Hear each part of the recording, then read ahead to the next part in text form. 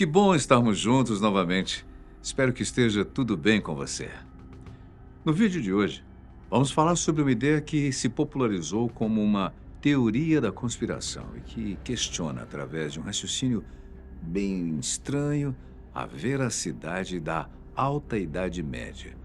Eu sugiro que você convide o Tico e o Teco para participarem da conversa, porque o assunto vai fritar sua cabecinha. Olha só. Quando te pedem para olhar para o tempo, não como uma sucessão de datas, mas como uma experiência humana, o que você imagina? Bem, nessa ideia, o tempo não é apenas aquilo que passa, mas principalmente aquilo que permanece. É aquilo que lembramos, aquilo que esquecemos e, sobretudo, aquilo que fingimos lembrar para não encarar os vazios. Há períodos na história que se apresentam como muralhas sólidas, cheias de documentos, nomes, monumentos, vozes. E há outros que surgem como corredores escuros, mal iluminados, onde o eco parece maior que os fatos. É nesses corredores que nascem as teorias mais sedutoras e mais malucas também, porque o silêncio incomoda. Então, o silêncio pede explicação. É nesse desconforto que vamos nos deparar com a chamada hipótese do tempo fantasma. Já ouviu falar? Pois é, quando a gente pensa que já viu de tudo... Bem, mas é a ideia de que cerca de 300 anos da história simplesmente não teriam acontecido. De que estamos vivendo hoje um ano que não corresponde à realidade cronológica. De que alguém, em algum momento, teria roubado séculos inteiros da humanidade. Parece piada, né? E foi o que eu pensei quando li o material, mas vai escutando, é interessante. Bem, em resumo, essa é uma teoria da conspiração proposta por Heribert Illig em 1991, sugerindo que os anos de 614 a 911 d.C. foram forjados, não existiram realmente, por motivos políticos. Essa teoria alega que o imperador Otão III e o Papa Silvestre II inventaram esse período, incluindo personagens históricos como o famoso Carlos Magno, para legitimar o seu poder no ano 1000, marcando o primeiro milênio. A teoria é amplamente rejeitada por historiadores e evidências, mas, mesmo assim, ela vale ser relembrada por ser tão exótica e única. Ela exercita a nossa imaginação. Mas não é um roubo comum, desses de ladrão. A manobra é muito mais complexa, olha só. É executada por um arquiteto do tempo, alguém que redesenhou o passado para atender às ambições políticas, religiosas ou simbólicas. Pensar nisso causa um fascínio imediato. Afinal, teorias da conspiração são ótimas provocações, né? Não porque sejam plausíveis, podem até ser, mas porque elas oferecem algo raro.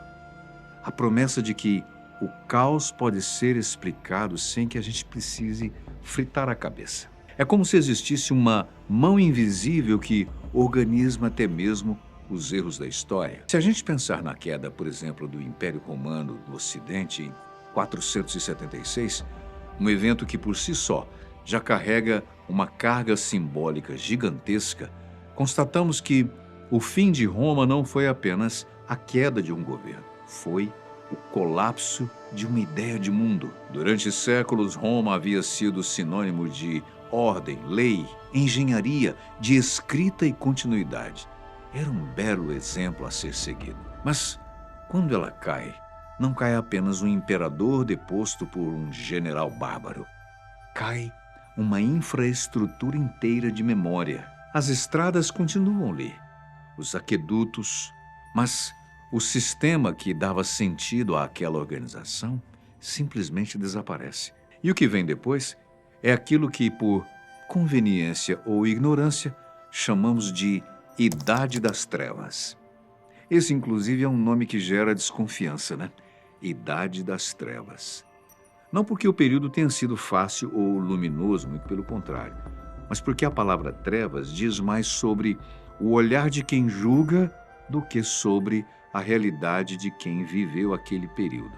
Se bem que foram séculos de peste, fome, guerras constantes, pessoas indo embora, Foram séculos em que a sobrevivência era mais importante que o conhecimento. E ainda assim, foram séculos vividos por pessoas reais que amaram, temeram, trabalharam, rezaram e morreram sem saber que no futuro seriam acusadas de talvez nunca terem existido. Os defensores do tempo fantasma se agarram a esse período porque ele parece falhar como narrativa. Faltam documentos, edifícios monumentais e registros que comprovem sua existência. Mas eu te pergunto, o que exatamente esperamos encontrar numa Europa dividida, pobre e marcada por invasões e epidemias? Cadê os manuscritos? Cadê os palácios de mármore surgindo no meio de campos devastados? A ausência de vestígios não é necessariamente a prova de uma fraude, mas muitas vezes é apenas o reflexo cru de uma civilização em desaparecimento. Ainda assim, a hipótese se constrói com engenhosidade porque um grupo de estudiosos alemães no final do século XX percebeu o que eles chamaram de lacunas estranhas entre os séculos 7 e 10. Eles observaram que muitos documentos são cópias e que há indícios de falsificações. Notaram que certos estilos arquitetônicos parecem surgir fora de lugar, já que a cerâmica muda de forma abruptamente. Um exemplo é a Capela de Aachen, associada a Carlos Magno. Eles sugerem que ela se assemelha mais a edifícios do século XI do que o do IX. Isso os fizeram questionar a dendrocronologia, nome estranho, né? Que é o método de datação por anéis de árvores. Já tinha ouvido falar, eu não, confesso. Muito utilizado pela historiografia, alegando que não há amostras suficientes para estabelecer uma linha temporal confiável naquele período. Bem, então vamos acompanhar esse raciocínio com atenção, porque, apesar de parecer absurdo, ele não é tolo. Olha só. Ele parte de problemas reais da historiografia. Afinal, a história não é um espelho perfeito do passado. Ela é uma reconstrução feita com fragmentos sobreviventes. E esses fragmentos, muitas vezes, foram filtrados por interesses políticos e religiosos, né? A própria existência de documentos falsos, como a famosa doação de Constantino, prova que a manipulação do passado não é uma fantasia moderna. Durante séculos, um texto forjado garantiu ao papado uma autoridade política imensa, moldando o destino de reinos inteiros. Se um documento forjado pôde alterar o curso da história, imagine um século inteiro forjado ou anulado. É aqui que a teoria dá o seu salto mais ousado. Ela sugere que alguém, possivelmente o imperador Otão III, em conluio com o Papa Silvestre II, teria manipulado o calendário para ser o governante no simbólico ano 1000. A ideia de inaugurar um novo milênio impregnado de expectativas apocalípticas e messiânicas teria sido irresistível demais para ser ignorada, principalmente por quem ambiciona o poder. Para isso, teriam sido inventados cerca de 300 anos de história, olha só, incluindo figuras como Carlos Magno, o grande arquétipo do imperador cristão europeu. Será que a fake news nasceu ali? Não podemos negar o poder simbólico desse argumento, porque Carlos Magno foi, de fato, grande demais. Olha só, ele unificou vastos territórios e foi coroado imperador pelo Papa. Foi ele que promoveu um renascimento cultural, tornando-se o pai da Europa. Parece um personagem que existiu para legitimar a ordem política que veio depois. Mas, por outro lado, muitos críticos se perguntam por que somos tão rápidos em declarar impossível aquilo que é apenas extraordinário. Já pensou nisso? A história está repleta de figuras que tinham o combo poder, carisma e circunstâncias favoráveis, como Alexandre o Grande, Genghis Khan ou Napoleão. Por que Carlos Magno precisaria ser uma invenção para explicar a sua grandeza? Né? A teoria do tempo fantasma também se apoia numa leitura muito peculiar sobre a reforma do calendário. O calendário juliano, introduzido por Júlio César, acumulava um pequeno erro anual que, ao longo dos séculos, deslocou as datas dos equinócios. Equinócio é aquele instante em que o Sol, em sua órbita aparente, como vista da Terra, cruza o equador celeste. Quando o calendário gregoriano foi adotado em 1582, 10 dias foram pulados para realinhar o tempo civil com o astronômico. Os defensores da teoria argumentam que, se tantos séculos tivessem realmente se passado desde César, o erro deveria ser maior. Logo, algo estaria errado. Mas, se aprofundar o cálculo, a teoria começa a ruir. Ela parte de um equívoco sobre a data original do equinócio e ignora decisões já tomadas no século IV, no Concílio de Nicéia. O erro não é um mistério oculto, ele é um detalhe técnico mal interpretado. A questão é que a história não costuma perdoar erros matemáticos quando são confrontados com evidências acumuladas. Além disso, há um problema ainda mais profundo que, para muitos, é o golpe decisivo contra a hipótese do tempo fantasma. O mundo não se resume só à Europa. Enquanto a Europa Ocidental lutava para se reorganizar após a queda de Roma, outras regiões floresciam, observavam o céu e contavam o tempo. A China, por exemplo, com a sua tradição burocrática milenar, registrava cometas, eclipses, fomes, dinastias com uma precisão impressionante. O mundo islâmico emergia com força, preservando e ampliando o conhecimento grego, produzindo ciência, filosofia e matemática. O Império Bizantino, apesar de crises severas, continuava sendo uma potência administrativa e cultural. Os relatos históricos são fascinantes porque os calendários se encontram na passagem do tempo. Por exemplo, quer ver uma coisa? Registros chineses descrevem a passagem de um cometa específico em datas que coincidem com as observações feitas por romanos, judeus e árabes. Ou seja, os dados se alinham. Outro exemplo contra a teoria é quando uma erupção vulcânica no século VI provocou relatos de céus escurecidos, verões frios e colheitas fracassadas, da Irlanda à China. Ou seja, algo se encaixa. Esses eventos naturais funcionam como costuras invisíveis que unem calendários distintos. Para sustentar a hipótese do tempo fantasma, seria necessário supor uma conspiração global, envolvendo civilizações que mal tinham contato entre si.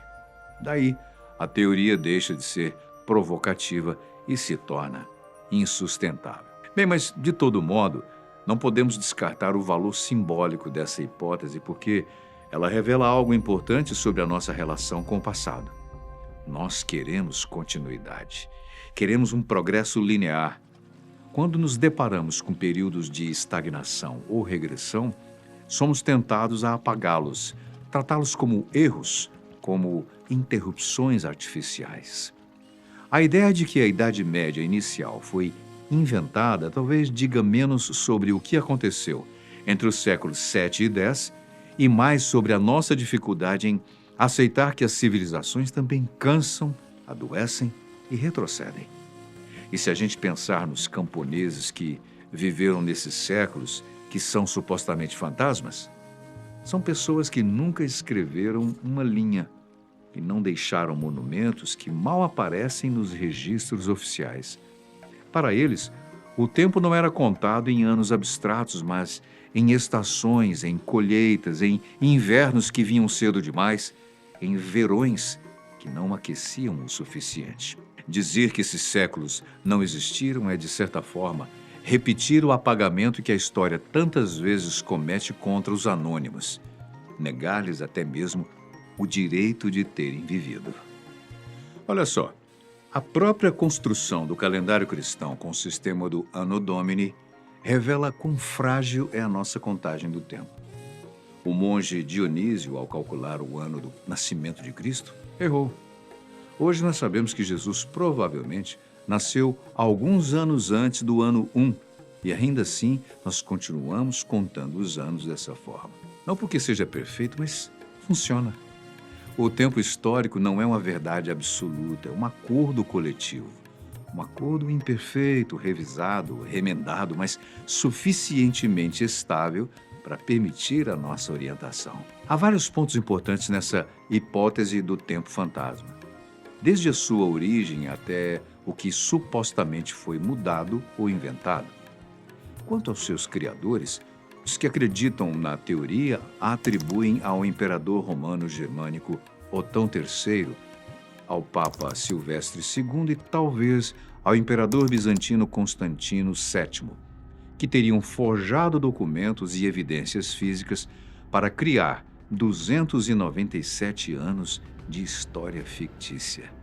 Loucura, né? A motivação teria sido uma só: situar o reinado de Otão III exatamente no ano 1000, para conferir maior destaque e importância ao seu império, colocando no marco do milênio. Dentre outras coisas que a teoria diz ter sido inventadas, o mais intrigante dessa fabulação é que Carlos Magno, o rei dos francos e o primeiro imperador do Sacro Império Romano Germânico, possa nunca ter existido. Seria uma loucura, né? Um pensamento desse. Você já pensou ter acreditado a vida toda em alguém que foi inventado? Parece até antecipação da inteligência artificial. A teoria afirma que todo o período carolíngio e a figura de Carlos Magno são ficções, transformando um dos imperadores mais famosos e reconhecidos da história da humanidade numa mera figura fictícia.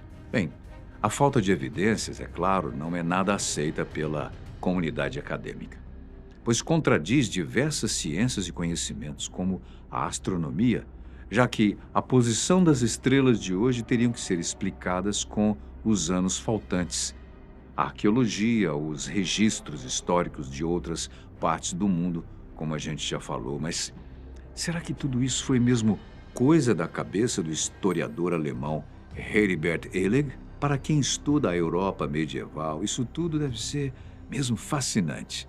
Afinal, sem dúvida, pode ser a maior fake news da humanidade.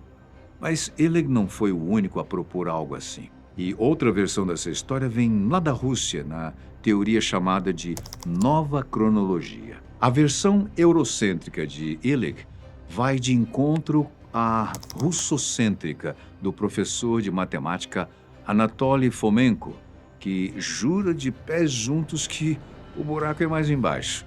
Ele afirma que a Grécia clássica, a Roma imperial, a China dinâmica e a Idade Média de fato existiram durante a Idade Média, mas que a civilização só começou a se desenvolver por volta de 800 d.C. Fomenko desenvolveu um calendário distorcido do passado e nele as cruzadas e a guerra de Troia viram o mesmo conflito, assim como o Novo Testamento passa a ser escrito antes do Antigo. Que maluquice. Ainda, conquistadores históricos como Átila e Genghis Khan seriam a mesma pessoa, pela versão russa do tempo inventado.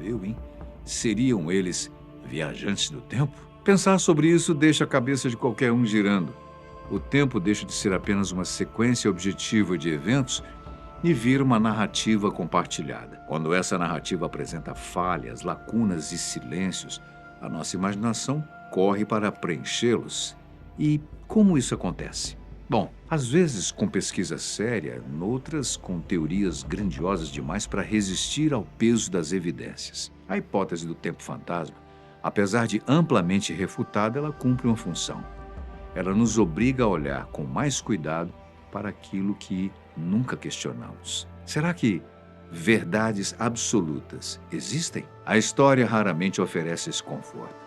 O que ela oferece é um convite constante à revisão. Devemos ser sempre humildes diante do passado. Não vivemos num tempo roubado, os séculos não foram inventados, mas vivemos sim numa linha do tempo construída por escolhas humanas, por erros, por esquecimentos e por sobrevivências improváveis. E talvez a pergunta mais importante não seja se 300 anos desapareceram, mas por que sentimos tanta necessidade de acreditar que eles poderiam ter desaparecido? Ao ouvir essas histórias, Ao atravessar esses argumentos, devemos nos preocupar menos com a exatidão matemática do calendário e estar mais atentos ao silêncio entre as datas. Porque é nesse silêncio que a humanidade revela quem ela é, quando não está erguendo impérios e escrevendo a história como conhecemos. É ali que ela simplesmente vive e isso já demanda um tempo enorme da nossa existência. Embora o continente europeu possa não ter muitos manuscritos originais do início da Idade Média,